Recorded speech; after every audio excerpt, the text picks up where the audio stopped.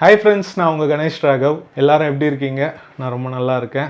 எல்லாரும் ரொம்ப நிம்மதியாக சந்தோஷமாக இருக்கணும்னு ஆண்டவனை வேண்டிக்கிட்டு இந்த காணொலிக்குள்ளே போகலாம். என்ன அப்படின்னா, என்னடா புதுசாக இன்னும் டேக்லாம் சொல்கிறிய அப்படின்னு கேட்டிங்கன்னா, இனிமேட்லேருந்து இதை சொல்லலான்னு இருக்கேன். ஒரு ப்ரேயர், ஒரு ஆத்மார்த்தமான ப்ரேயர் ஒரு காணொலி மூலயமாவும் உங்ககிட்ட போய் சேரணுன்றதுக்காக இந்த ஒரு விஷயத்த எல்லா காணொளிகளிலும் இனி பயன்படுத்தலாம் அப்படின்னு இருக்கேன். இந்த காணொளி முருகப்பெருமானை பற்றி தான் காணொளி. நிறைய சர்ச்சைகள் போயிட்டுருக்கு. நம்ம ஏற்கனவே ஒரு காணொளி பதிவு பண்ணியிருந்தோம். இந்த மாதிரி முருகர் தமிழ் கடவுள் இல்லை, நார்த் இந்தியா கடவுள்னு அவர் அபகரிக்க பார்க்குறாங்க அப்படின்ற ஒரு கேள்விக்கான பதிலாக அந்த காணொளி இருந்திருக்கும். இந்த காணொளியோடைய சாராம்சம் எதை நோக்கி இந்த காணொளி இருக்க போகுதுன்னா, இப்போது ஜூனியர் என்டிஆர் நடித்து வெளிவரதா இருக்க போகிற அந்த முருகப்பெருமான் பற்றியான படத்தோடைய போஸ்டர் ரிலீஸ் ஆச்சு. அதில் பார்த்திங்கன்னா அந்த ப்ரொடியூசர் இந்த மாதிரி பார்ன் இன் நார்த், அதுக்கப்புறம் வர்ஷிப்ட் இன் சவுத், அதாவது வடக்கில் பிறந்து தெற்கில் வணங்கப்படுகிறார் அப்படின்ற மாதிரி அவர் குறிப்பிட்டிருந்தார். அது சரியா தப்பா அப்படின்றதுக்கான ஒரு காணொளியானது நான் முன்னாடியே நாங்கள் போட்டிருந்தோம். இருந்தாலும் இதுலேயும் என்னுடைய கண்ணோட்டம் என்ன அப்படின்றத நான் உங்ககிட்ட தெரியப்படுத்திக்கிறேன். அதன் பிறகு இப்போ தமிழ் சினிமாவில் தனுஷோடைய நடிப்பில், வெற்றிமாறனுடைய இயக்கத்தில், அறிவுமதி அவருடைய ரைட்டிங்கில் தமிழ் முருகன் அப்படின்ற அந்த ஒரு முருகப்பெருமானுடைய ஒரு படத்தோடைய ஒரு முன்னோட்டமானது வெளியிடப்பட்டது. அதை பற்றியும் அந்த படம் எப்படி இருக்க போகுது அப்படின்ற அந்த ஒரு விஷயமும் தான் இந்த காணொலியில் இருக்க போகுது. அந்த படம் எப்படி இருக்க போகுதுன்னு உனக்கு எப்படி தெரியும் அப்படின்னு கேட்டிங்கன்னா, இந்த அறிவுமதி அப்படின்ற அந்த ரைட்டர் பார்த்திங்கன்னா ஆல்ரெடி முருகரை பற்றியான ஒரு சின்ன புத்தகத்தை எழுதியிருக்காரு. அதுதான் தமிழ் முருகன் அப்படின்ற அந்த புத்தகம். அந்த புத்தகம் எப்படி இருந்ததுன்னு நம்ம படித்து பார்த்ததில்ல. இந்த படம் எப்படி இருக்க போகுதுன்னு நமக்கு தெரிய வருது. சரி, அதில் அந்த புத்தகத்தில் இருக்கிற விஷயத்தெல்லாம் நம்ம ஏற்றுக்க முடியுமா? அந்த புத்தகத்தில் இருக்கிற சில முரண்பாடுகள் என்ன அப்படின்றத தான் நம்ம இந்த காணொலியில் பேச போகிறோம். முரண்பாடுகள் இருக்கா அப்படின்ற கேள்வி உங்களுக்கு வரலாம். கண்டிப்பாக முரண்பாடுகள் இருக்குது. இதை எப்படி அவங்க கொண்டு போக போகிறாங்க, இதை மக்கள் ஏற்றுப்பாங்களா? இப்போது தமிழ் கடவுள், இப்போது ஜூனியர் என்டிஆரோடைய அந்த போஸ்டருக்கு இந்த முன்னோட்டம் வந்த உடனே நிறைய பேர் ஆர்ப்பாட்டமாக நம்ம அட்லாஸ்ட் நம்ம வரோம், தமிழ் சினிமாவே முருகரை பற்றி படம் எடுக்கிறாங்க அப்படின்ற ஒரு குஷியில் இருந்தாலும், ஆனால் உண்மையாலே அப்படி ஒரு படம் வந்தால் அது என்னென்ன விதத்தில் என்னென்ன மாற்றங்களை இல்லை எப்படிலாம் நம்ம சமுதாயத்தில் பிரதிபலிக்கும் அப்படின்றத அவர் எழுதின புத்தகத்தில் இருந்தே, அவருடைய எண்ணங்கள்ல இருந்தே நம்ம இந்த காணொலியில் தெரிஞ்சுக்க போகிறோம். அதாவது அறிவுமதி அவருடைய புத்தகத்தில் இருந்தே. ஃபஸ்ட்டு பார்த்திங்கன்னா, நார்த் இந்த சர்ச்சைக்கெல்லாம் முதல் காரணமாக விளங்கியது அந்த ட்விட்டு. இந்த தெலுங்கு படத்தோடைய ப்ரொடியூசர் இந்த மாதிரி ட்வீட் பண்ணிட்டாரா, born in north worshipped in south அப்படின்னு சொல்லிட்டு. அது உண்மையா அப்படின்னு கேட்டிங்கன்னா, முருகப்பெருமானை 2 வகையாக பிரிக்கலாம். சங்க இலக்கியங்களில் குறிப்பிடப்படுற முருகப்பெருமான், அதனால்தான் அவர் பார்த்திங்கன்னா தமிழ் கடவுள்னு அப்படின்னு குறிப்பிடுறோம். இங்கே 5 திணையில் குறிஞ்சி திணையோடைய கடவுளாக முருகப்பெருமான் இருக்கார். மலை சார்ந்த இடத்தோடைய கடவுளாக முருகப்பெருமான் சங்க இலக்கியங்கள்லேருந்தே இருக்கார். அது மட்டும் இல்லாமல் தமிழ்நாட்டில் தான் அதிகமான முருக வழிபாடுன்றது வெகு விமர்சையாக ரொம்ப முக்கியத்துவம் கொடுக்கப்பட்டு, ரொம்ப நிறைய வேண்டுதல்கள், நேர்த்திக்கடன்கள், மொட்டை அடிக்கிறது, அலகு குத்துறது, காவடி அடிக்கிறதுன்னு பல விஷயங்கள் முருகப்பெருமானுக்கு தமிழ்நாட்டில் தான் இருக்குது. அதே மாதிரி அறுபடை வீடுகளும் தமிழ்நாட்டில் தான் இருக்குது. அதே மாதிரி நிறைய பெயர்கள், இப்போது மக்களுடைய பெயர்கள் பார்த்திங்கன்னா நிறைய முருகருடைய பெயராக தான் இருக்கும். அந்த மாதிரி நிறைய விஷயங்கள் இங்கே தமிழ்நாட்டில் முருக பக்தியும் முருகப்பெருமானும் மேலோங்கி இருக்கார் அப்படின்னு நம்ம சொல்லணும். அதை தாண்டி பார்த்திங்கன்னா, இப்போ திரைப்படங்கள் அவ்வளவு திரைப்படங்கள் முருகப்பெருமானை பற்றி எடுக்கப்பட்டிருக்கு, முருக பக்தியும் பற்றியும் இருக்குது. பாடல்கள், டிஎம்எஸ் அவர்களுடைய பாடல்கள், கிருபானந்த வாரியார், அருணகிரிநாதர்னு பல விஷயங்கள் கடந்த ஒரு 100 ஆண்டுகளில் ரொம்ப அதிகமாக முருகப்பெருமானுடைய பக்தியானது வளர்ந்துருக்கு. இன்னும் சொல்லணுன்னா, இப்போ ஏன் இவங்கெல்லாம் பணம் எடுக்கிறாங்க அப்படின்னு கேட்டிங்கன்னா, கோவிடுக்கு அப்புறமா கோயிலுக்கு வரவங்களுடைய எண்ணிக்கையுமே ரொம்ப அதிகமாகிடுச்சு. நான் கடந்த ஒரு 2019 நிறைய பயணம் பண்ணிகிட்ருக்கேன். கோயில்கள் நோக்கி தான் பயணம் பண்ணிகிட்ருக்கேன். அப்போது பார்க்கும்பொழுது இப்போது வர எண்ணிக்கைன்றது ரொம்ப அதிகமாகிடுச்சு.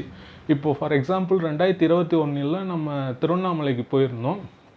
அப்போ வந்து பார்த்திங்கன்னா சொற்ப கூட்டம் தான். காலையில் ஒரு 6:30 மணிக்கு எழுந்து போய் நீங்களே யாருமே இருக்க மாட்டாங்க கோயிலில். ஒரு சுவாமியை போய் சாதாரணமாக தரிசனம் பண்ணிவிட்டு சாதாரணமாக வந்துடலாம். ஆனால் இப்போது அது முடியவே முடியாது. அதே மாதிரி தான் முருகப்பெருமானுடைய அந்த புகழும் வந்து கடந்த சில ஆண்டுகளில் மேலோங்கி இருக்குது. சரி, இதை பயன்படுத்திக்கணுன்றதுக்காக தான் உண்மையாலேயே படமானது எடுக்கிறாங்க. அவங்களும் சரி, தெலுங்கு சினிமாலேயும் சரி, இவங்களுக்கு அந்த எண்ணம் இருந்திருக்காது. அவங்க எடுக்கிறதுனால கண்டிப்பாக அதற்கு எதிர்மறை கருத்தோடு எடுக்கணுன்றதுக்காக இவங்க இந்த முன்னோட்டத்தை விட்டுருக்காங்க. இது வந்து உலக நியதி. அதாவது ஒரு விஷயம் வந்து ட்ரெண்டாக இருக்குன்ற பட்சத்தில் அதை வந்து பயன்படுத்திப்பாங்க. லைக் அந்த ஜல்லிக்கட்டு ப்ரொட்டஸ்ட் வந்துச்சு பார்த்தீங்களா, அப்போ வந்து அதை நோக்கியே சில விஷயங்கள் பயன்படுத்தி அதை சீன்ஸ்லேயும் இன்னும் வந்து அந்த மெர்சல் படத்தில் சம்மந்தமே இருக்காது. படத்தில் ஒரு காளை வராது, எதுவும் வராது. ஆனால் வந்து பார்த்திங்கன்னா மாடோடைய அந்த ஜல்லிக்கட்டு மாடோடைய இது வந்து அந்த மெர்சலோடைய லோகோவாக இருக்கும். அந்த மாதிரி ட்ரெண்டாக இருக்கிற விஷயத்த பிஸ்னஸ்க்காக பயன்படுத்திப்பாங்க. அப்படி தான் வந்து இப்போது முருகப்பெருமான் ட்ரெண்டு. அது மட்டும் இல்லாமல் ஒரு பேன் இண்டியா வேல்யூவோட சவுத்து நார்த்து எல்லா இடத்துக்கும் உலகம் முழுக்க தமிழர்கள் இருக்காங்க. ஸோ முருகப்பெருமானை எடுத்து அந்த பிஸ்னஸ் நல்லா இருக்குன்றதுக்காக அவங்க வந்து அந்த முருகப்பெருமானுடைய இதை எடுத்திருக்காங்க.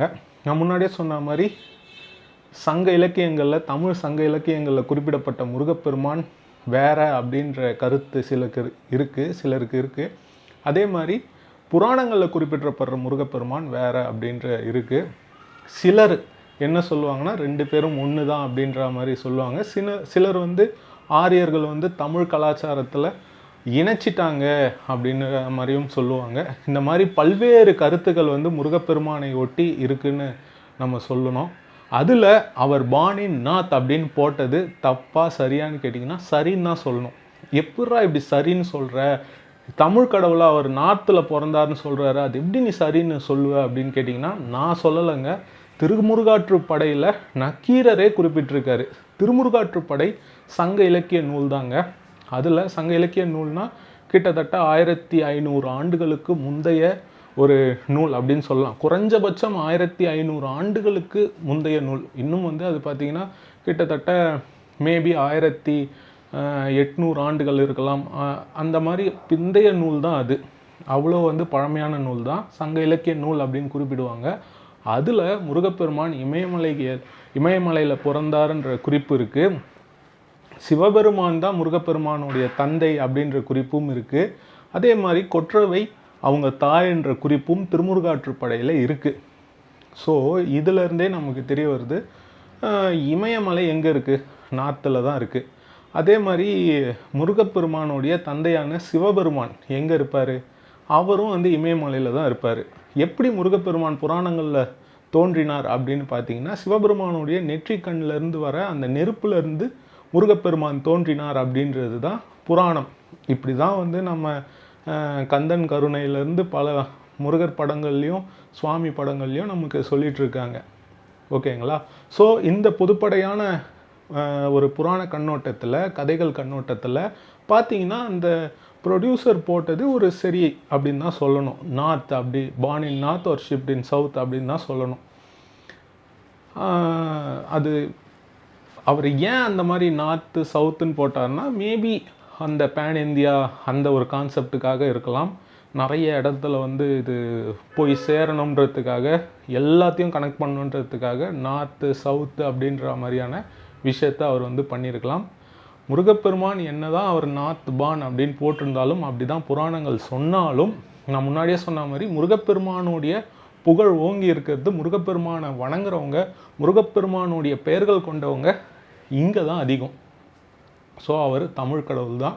சரி, இப்போ அடுத்து இதற்கு எதிர்மறையாக இவங்க தனுஷ், வெற்றிமாறன் அவங்களுடைய காம்போவில் அறிவுமதி அவருடைய எழுத்தில் வர இந்த தமிழ் முருகன், இந்த கதை எப்படி இருக்கும் அப்படின்னு கேட்டிங்கன்னா, இவருடைய அந்த புத்தகமான தமிழ் முருகன் வந்து ரொம்ப சின்ன புக்கு தான். அதுவும் கேள்வி பதில் அப்படி இருக்கிற மாதிரி தான், ரொம்ப சுலபமாக ரொம்ப எளிமையான ஒரு புத்தகம். அதை நீங்கள் கண்டிப்பாக ஒரு 1/2 hour 1 hourலேயே படிச்சிடலாம். அந்த மாதிரியான புத்தகம் தான் அந்த புத்தகம். அந்த புத்தகத்தை நான் முழுமையாக படித்தேன். அதில் அவர் என்ன குறிப்பிட்றார் அப்படின்னு கேட்டிங்கன்னா, முருகப்பெருமான் கொற்றவை தவிர வேற யாரும் தமிழர்களுடைய கடவுள் இல்லை அப்படின்னு அவர் குறிப்பிட்றாரு. இதில் இந்த புக்கில் நிறைய கான்ட்ரடிக்ஷன் இருக்குது. நிறைய கான்ட்ரடிக்ஷன்னா, அவரே வந்து ஒன்று இதை ஏற்றுக்கக்கூடாதுன்னு, ஆனால் அவரே வந்து அந்த நூல்லேருந்தே வந்து அவர் வந்து ரெஃபரன்ஸ் எடுத்து கொடுப்பாரு. இது மாதிரி நிறைய கான்ட்ரடிக்ஷன் வந்து இந்த புத்தகத்தில் இருக்குது. ஸோ இப்படி தான் படம் இருக்குன்ற பட்சத்தில் அதை நம்மளால் ஏற்றுக்க முடியுமா? இப்போது அவங்களுடைய படம், தெலுங்கு படம் வந்து பார்த்திங்கன்னா ஒரு போஸ்டர் மட்டும் தான் விட்டுருந்தாங்க. அந்த டிஎன்ஏ மாதிரி ஏதோ ஒன்று சூளத்தில் உள்ள டிஎன்ஏ வரா மாதிரி அது வேல் மாதிரி இருந்தது. அது எந்த மாதிரியான கதை அப்படின்றது நம்மளுக்கு தெரியல. மேபி புராணமாக இருந்தாலும் அந்த புராணமானது பெரும்பான்மையான மக்கள்னால ஏற்றுக்கொள்ளப்பட்ட புராணம் தான். இல்லை இந்த 7ஆம் அறிவு மாதிரி டிஎன்ஏ வச்சு ஏதாச்சும் பண்ண போகிறாங்களா, இல்லை அந்த இப்போ இருக்கிற காலகட்டத்தில் ஒரு சுவாமி படம் மாதிரி எடுக்க போகிறாங்களான்றது, அவங்களுடைய கதை எப்படி இருக்க போகுதுன்றது வந்து நமக்கு தெரியல. ஆனால் இவங்களுடைய தமிழ் முருகன் எப்படி இருக்க போகுதுன்றது இவங்களுடைய முன்னோட்டம். அதாவது ஒரு டீசரோ ட்ரெய்லரோ அந்த மாதிரி ஒரு ஓப்பனிங், ஒரு முன்னேற்றம் வந்து விட்டாங்க பார்த்தீங்களா, நேற்று வந்து வீடியோவாக விட்டாங்க. அதுலேருந்தே நமக்கு வந்து தெரிய வருது இவங்களுடைய படம் எப்படி இருக்க போகுது. அந்த முன்னோட்டம் மட்டும் இல்லாமல் இவர் எழுதிய இந்த புத்தகம் மூலமாகவும் இந்த படம் எப்படி இருக்க போகுது, அதோடைய அதோடைய மெயின் பாயிண்ட் எப்படி இருக்க போகுதுன்றது நமக்கு நல்லாவே தெரியுது. அதை நம்மளால் ஏற்றுக்க முடியுமான்னு கேட்டிங்கன்னா அதுதான் கேள்விக்குறி. அதில் இருக்கிற சில விஷயங்களெல்லாம் சொல்கிறேன், அது உங்களால் ஏற்றுக்க முடியுதான்னு பாருங்கள். நான் முன்னாடியே சொன்ன மாதிரி முருகப்பெருமான் தமிழ் கடவுள், கொற்றவை தமிழ் கடவுள். அவங்கள சார்ந்து யாரும் வந்து பார்த்திங்கன்னா தமிழ் கடவுள் இல்லை அப்படின்றத அவர் முக்கியமாக குறிப்பிட்றாரு. அதன் பிறகு வந்து பார்த்திங்கன்னா சில முருகப்பெருமான் பற்றியான குறிப்புகள் வந்து சில நூல்களில் இருக்கிறத நம்மளால் ஏற்றுக்க முடியாது. சங்க இலக்கிய நூல்லையே வந்து பார்த்திங்கன்னா இந்த கதைகள்லாம் சேர்க்கப்பட்டுருச்சு அப்படின்னு சொல்லிட்டு பரிபாடல் திருமுருகாற்றுப்படையை நீங்கள் எடுத்துக்கக்கூடாது அப்படின்னு அவரே சொல்கிறாரு. அதில் வந்து கதைகள்லாம் நிறைய சேர்த்துட்டாங்க அப்படின்னு சொல்கிறாரு. ஸோ அதை வந்து ஏற்றுக்காதீங்க. அதற்கும் பிந்தைய சங்க இலக்கிய நூல்கள்லேருந்து தான் வந்து பார்த்திங்கன்னா நம்ம முருகர் பற்றியான குறிப்புகளை வந்து எடுக்கணும் அப்படின்னு சொல்லிட்டு சொல்கிறாரு. சில விஷயங்கள் ஏற்றுக்கொள்ளுற மாதிரியான விஷயங்கள் நிறையவே இருக்குது.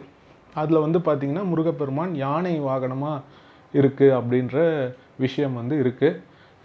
இன்றளவும் கோயில்களில், சில கோயில்களில் யானை வந்து முருகப்பெருமானுக்கு வாகனமாக இருக்குது. ஃபார் எக்ஸாம்பிள் திருத்தணியில் வந்து பார்த்திங்கன்னா யானை வாகனமாக இருக்குது.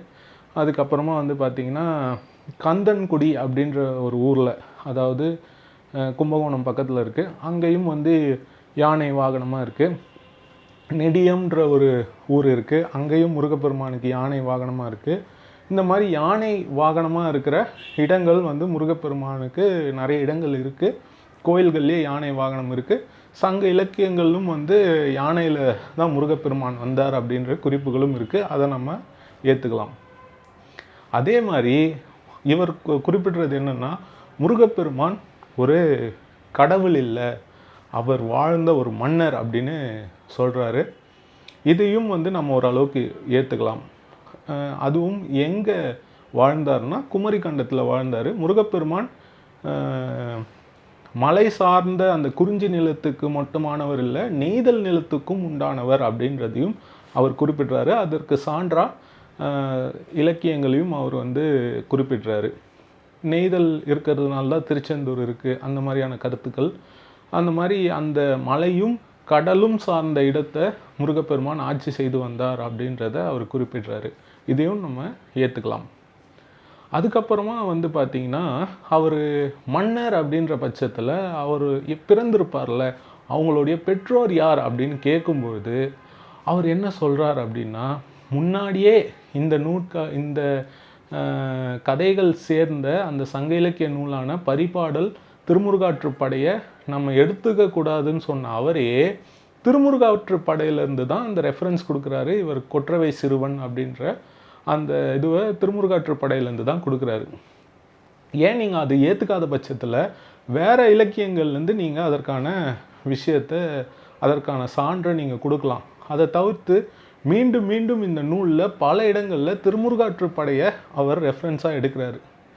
அப்படி ரெஃபரன்ஸாக திருமுருகாற்றுப்படையை நீங்கள் எடுக்கும்பொழுது திருமுருகாற்றுப்படையில் இருக்கிற சிவபெருமான் வந்து முருகப்பெருமானுடைய தந்தை அப்படின்ற குறிப்பையும் நீங்கள் வந்து எடுத்துக்கணும். அதே மாதிரி வந்து பார்த்திங்கன்னா இமயமலையில் அவர் பிறந்திருக்காருன்ற அந்த ஒரு குறிப்பையும் நீங்கள் எடுத்துக்கணும். அதெல்லாம் விட்டுட்டு தனக்கு தேவையான விஷயங்களை மட்டும் அதிலிருந்து ரெஃபரன்ஸ் எடுத்திருக்காரு. அவர் வந்து அறிவுமதி ஐயா அவர்கள் வந்து ரொம்ப மிகச்சிறந்த ஒரு எழுத்தாளர். அவர் வந்து மெத்த அறிவாளி, அறிஞர், எல்லாமே ஓகே. பட் இந்த விஷயங்கள் கான்ட்ரடிக்டாக இல்லையா, அதை நீங்கள் கொஞ்சம் யோசித்து பார்க்கணும். அதே மாதிரி அவர் தண்டாயுத பாணியையும் வந்து ஏற்றுக்கலை. அவர் வந்து முருகப்பெருமான் மன்னராக இருந்து வீரமுள்ளவனை வந்து இப்படி கோவணத்தோடு நிற்க வச்சிட்டீங்க அப்படின்றதையும் அவர் வந்து குறிப்பிடுறாரு. சிலர் லைக் நம்ம பாரிசாலனர் அவர் கூட வந்து பார்த்திங்கன்னா தண்டாயுத பாணி ஒரு சித்தர்ன்ற மாதிரி அவர் குறிப்பிடுவார். இவர் அதை கூட ஏற்றுக்கலை. அதை தாண்டி தண்டாயுத பாணியும் ஏற்றுக்காத ஒரு இதில் தான் இருக்கார். அதன் பிறகு என்ன சொல்கிறாருன்னா, முருகப்பெருமானுடைய வழிபாடுன்றது நடுகள் வழிபாடாக தான் இருந்திருக்கு அப்படின்னு குறிப்பிடுறாரு. அதையும் பெருசாக நம்ம ஏற்றுக்கிற மாதிரி இல்லை. நடுகள் வழிபாடாக இருக்கிற இடத்துல நிறைய வழிபாட்டு முறையும் அவர் வந்து குறிப்பிடுறாரு. இப்போ நடுகள் வழிபாடுன்றது எல்லாருக்கும் பொதுவான, இப்போ முன்னோருக்கான நடுகள் வழிபாடுன்றது இருக்குது. அது எப்படி இருக்குன்னா, இப்போ ஒருத்தங்க ஒரு வீர தீர செயல் செஞ்சு அவங்க இறந்துட்டாங்கன்னா அவங்களுடைய வழிபாடுன்றது இருக்குது. அந்த மாதிரி நடுகள் வழிபாடாக தான் முருகருடைய வழிபாடு இருந்திருக்கு அப்படின்னு அவர் குறிப்பிடுறாரு. அதையும் வந்து ஏற்றுக்க முடியல. அவரே வந்து அந்த புத்தகத்தில் முருகருக்கு ஆட்டு ரத்தத்தை கொடுத்து அது அந்த வழிபாடுன்றது இருந்தது அப்படின்றது குறிப்பிடுறாரு. அந்த வழிபாடு இருந்தது தான். ஆட்டு ரத்தம் வந்து முருகப்பெருமானுக்கு படைச்சதுன்றது உண்மையிலே இருக்குது. அதுவும் சங்க இலக்கியங்களில் அது குறிப்பிடப்பட்டிருக்கு. ஸோ இந்த மாதிரி கான்ட்ரடிக்ஷனாக நிறைய விஷயங்கள் இருக்குது. இல்லை மெயினாக அந்த நூலை வந்து எப்படி முடிக்கிறார் அப்படின்னு கேட்டிங்கன்னா, இன்னொருத்தருடைய ஒரு ரெஃபரன்ஸ் அவர் கொண்டு வராரு. அவர் என்ன சொல்கிறாருன்னா, முருகர் வந்து திராவிட கடவுள் அப்படின்னு சொல்கிறாரு. முருகரை தவிர்த்து மற்ற கடவுள்கள் எல்லாரும் வந்து சங்க இலக்கிய காலகட்டத்திலேயே ஆரிய கதைகளோடு இணைந்து அழிந்து விட்டன, அந்த மாதிரி நிலை குலைந்து போய்விட்டன. ஸோ முருகர் மட்டும்தான் வந்து இருக்கிற ஒரு திராவிட கடவுள் அப்படின்னு குறிப்பிடுறாரு. ஸோ இதையும் வந்து நம்மளால் ஏற்றுக்க முடியல. அவரே வந்து குறிப்பிடுறாரு, இந்த மாதிரி சிவனுடைய குறிப்புகள் சங்க இலக்கியங்களில் இருக்குது.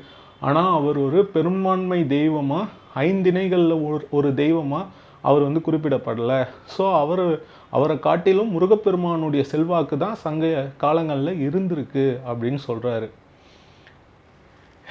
ஸோ இவங்க கடைசியில் என்ன சொல்கிறாங்கன்னா, முருகர் மட்டும்தான் தமிழர்களின் கடவுள், அதுவும் அவர் மன்னர்.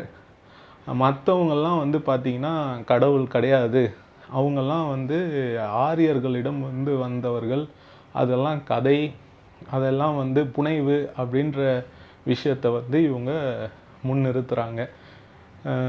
இதுதான் நம்மளால் ஏற்றுக்க முடியல. இப்போது இந்த தமிழ் முருகரை கொண்டு வந்தீங்கன்னா, நீங்கள் முருகப்பெருமானுடைய விஷயத்தை மட்டும் சொன்னால் அதில் பிரச்சனை இல்லை. மற்றவங்க யாரும் இல்லை அப்படின்றத வந்து சொல்கிறது வந்து ரொம்ப தப்பு அப்படின்னு நான் நினைக்கிறேன். ஒரு 1500 ஆண்டு, அந்த 1500 கிட்டத்தட்ட கிபி 500லேருந்து இப்போ வரைக்கும் வாழ்கிற தமிழர்கள்லாம் இப்போ முட்டாளா? ஆழ்வார்கள், நாயன்மார்கள், அவ்வளவு கோயில்கள், அவ்வளவு தேவார பாடல்கள், இது எல்லாமே வந்து கதையா? இது எல்லாமே வந்து ஒரு தேவையில்லாத விஷயமா? இவ்வளவு கோயில்கள், இவ்வளவு சிவன் கோயில்கள் இருக்குது, இதெல்லாமே வேணாமா? முருகர் மட்டும்தானா? ஏதோ ஒரு விஷயம், ஏதோ ஒரு பண்பாடு, கலாச்சாரம், எப்படியோ வந்து ஒரு வழிபாட்டு முறை மாறி இருக்கு. ஆனால் அது தமிழுக்கு முக்கியத்துவம் கொடுத்து தமிழர்களால் செய்யப்பட்ட நிறைய விஷயங்கள் இந்த வழிபாட்டு முறையில் இருக்குது. இந்த நாயன்மார்களாக இருக்கட்டும், ஆழ்வார்களாக இருக்கட்டும், மன்னர்களாக இருக்கட்டும், அவ்வளோ வந்து தமிழுக்காகவும் தமிழ் ஒட்டி உள்ள இந்த வழிபாடு சைவம் வைணவத்துக்காகவும் நிறைய செஞ்சுருக்காங்க. ஸோ நீங்கள் இந்த தமிழ் கடவுள்ன்ற ஒரு புத்தகத்தில் இதெல்லாமே வந்து இல்லை அப்படின்னு குறிப்பிடுறது வந்து ஏற்றுக்கொள்ள முடியாததாக இருக்குது. இதை மக்கள் எப்படி ஏற்றுப்பாங்கன்னு தெரியல. நீங்கள் முடிஞ்சால் அந்த புத்தகத்தை வந்து நீங்கள் நெட்டில் சர்ச் பண்ணிங்கனாலே தமிழ் முருகன்ற புத்தகம் வந்து உங்களுக்கு கிடைக்கும். ரொம்ப சின்ன ஒரு புக்கு தான். அதை நீங்கள் ஈஸியாக ஒரு 1 ஹவருக்குள்ளே படிச்சிடலாம். அந்த அளவுக்கு இருக்கிற புக்கு தான். அப்படி தான் வந்து அப்படிப்பட்ட ஒரு கண்ணோட்டத்தில் தான் இந்த படம் இருக்க போகுதுன்ற பட்சத்தில் இதுக்கு வந்து நார்த் இந்தியாவில் எடுக்கிற படமே எவ்வளோ பெட்டர்னு நான் சொல்லுவேன். முருகப்பெருமான் தமிழ் கடவுள் தான், அதில் எந்த வித சந்தேகமும் இல்லை. ஆனால் இப்படி அந்த என்ன சொல்கிறது, ஏதோ ஒரு காலகட்டத்தில் ஏதோ ஒரு பண்பாடு கலாச்சாரம் மாறி இருக்குது, சமஸ்கிருதம் உள்ளே வந்திருக்கு, நம்ம மன்னர்களும் அதை ஏற்றுக்கொண்டு அப்படி வந்து வந்திருக்கு. இப்போ வந்து சில விஷயங்கள் உங்களுக்கு பிடிக்கலையா, லைக் வந்து கோயில்களில் சமஸ்கிருதம் தாண்டி தமிழுக்கு முன்னுரிமை வேணும்னு கேட்குறீங்களா, அது நியாயம், அது உண்மையிலே நியாயமான விஷயம். அந்த மாதிரியான ஒரு முன்னெடுப்புகளை எடுக்கிறதுல பிரச்சனை இல்லை. ஆனால் அப்படி ஒன்று தப்பாக ஆயிடுச்சு, ஒரு கலந்துருச்சு, இதனால் அது இருக்கவே கூடாது அப்படின்னு நினைக்கிறது வந்து ரொம்ப தப்பு. சிவன் சங்க இலக்கியங்களில் இருக்கார், ஆனால் அவர் வந்து பெரும்பான்மை தெய்வமாக இல்லை. ஆனால் அவருக்கு இந்த மாதிரியான கதைக்குள்ளே கலந்ததுனால அவர் எங்களுக்கு வேணாம். இது வந்து சரியான விஷயமா தெரில. ஏன்னா அவ்வளவு சைவர்கள் இருக்காங்க, அவ்வளோ சைவர்களும் அவ்வளோ வந்து அந்த நெறியோட, சைவ நெறியோட அவ்வளோ ஒழுக்கமாக அவ்வளோ ஒரு கட்டுப்பாடோடு வாழ்ந்துட்டுருக்கிறவங்களுக்கு இந்த மாதிரியான விஷயங்கள் வந்து அது நல்ல விஷயமா இருக்காது அப்படின்னு நான் நினைக்கிறேன். ஸோ யார் படம் எடுத்தாலும் யார் என்ன பண்ணாலும் அது வந்து மக்களுடைய நம்பிக்கை. ஏன்னா நீங்கள் வந்து 2000 ஆண்டுகளுக்கு முந்தைய ஒரு விஷயத்தை தான் நான் எடுத்துப்பேன், அதுக்கு தான் நான் முன்னுரிமை தருவேன், அதை தான் நான் நம்புவேன் அப்படின்னு சொன்னீங்கன்னா அந்த குறிப்புகள் எல்லாமே, இப்போ ஒரு எக்ஸாம்பிள் சொல்லணும்னா கணேஷ் ராகவ் யூடியூபர், அவ்வளோதான் இருக்கும். கணேஷ் ராகவ் எங்கே இருக்கார், எந்த ஊரில் பிறந்தார், யார் அவருக்கு வந்து பேர் வச்சா, எதுக்கு அவர் பிறந்தார், அவர் எப்படி யூடியூப் சேனல் ஆரம்பித்தார், அவர் எந்தெந்த கோயிலுக்கெல்லாம் போய் வீடியோ போட்டார், அந்த மாதிரியான கேள்விகள் அந்த சங்க இலக்கிய அந்த ஒரு விஷயத்துலேருந்து ஒரு டேட்டாலேருந்து நம்ம தேடும்பொழுது இங்கே கற்பனையாக நிறைய விஷயங்களை வந்து அதில் சேர்க்குறாங்க. ஏன்னா ஒரு கேள்வி வருதுன்ற பட்சத்தில் அதுக்கு பதில் தேவைன்றதுனால அதற்கு வந்து பதில் கொடுக்குறாங்க. ஏன் இந்த அறிவுமதி அவர்களே வந்து பார்த்திங்கன்னா வெளியில் தொங்க விடுவோம் பார்த்திங்களா, அந்த திருஷ்டிக்காக அப்படின்னு சொல்லி தொங்க விடுவோம் இல்லையா, கற்றாழை, அந்த கல், சங்கு, தேங்காய், அதெல்லாம் அதுக்கு வந்து ஒரு விளக்கம் கொடுத்துருக்காரு. அந்த விளக்கம்ன்றது அவர் வந்து அவருக்கு தோன்றியதை வந்து சொல்லியிருக்காரு. இதுதான் உண்மைன்னு நம்மளால் எடுத்துக்க முடியாது. அவர் என்ன சொல்கிறாருன்னா, நம்ம குமரி கண்டம் அழிந்ததுனால அதோடைய பிரதிபலிப்பாக அதற்காக இப்போ ஏதாச்சும் ஒரு கடல் வந்து நம்மளை வந்து அடிச்சுட்டு போயிடும், அந்த நேரத்துக்கு பாதுகாப்பாக இது இருக்குன்ற மாதிரி அவர் குறிப்பிட்றாரு. எப்படின்னா, அந்த கற்றாழை வந்து சோறு இல்லாத நேரத்தில் அதை கற்றாழையை சாப்பிட்லாம், அதான் சோற்று கற்றாழை அப்படின்ற பேர் வந்திருக்கு அப்படின்னு சொல்லிட்டு சொல்கிறாரு. அந்த தேங்காய் வந்து பார்த்திங்கன்னா தாய் இல்லாமல் போனால் அந்த குழந்தைக்கு அந்த தேங்காய் பாலை கொடுக்கறதுக்காக அந்த தேங்காய் கட்டி வச்சுருக்காங்கன்னு சொல்கிறாரு. சங்கு வந்து அந்த அழிவுக்கு ஒரு நீட்சியாக அந்த ஒரு மிச்சமாக இருக்குது, கடல் எச்சமாக இருக்குது அப்படின்னு சொல்கிறாரு.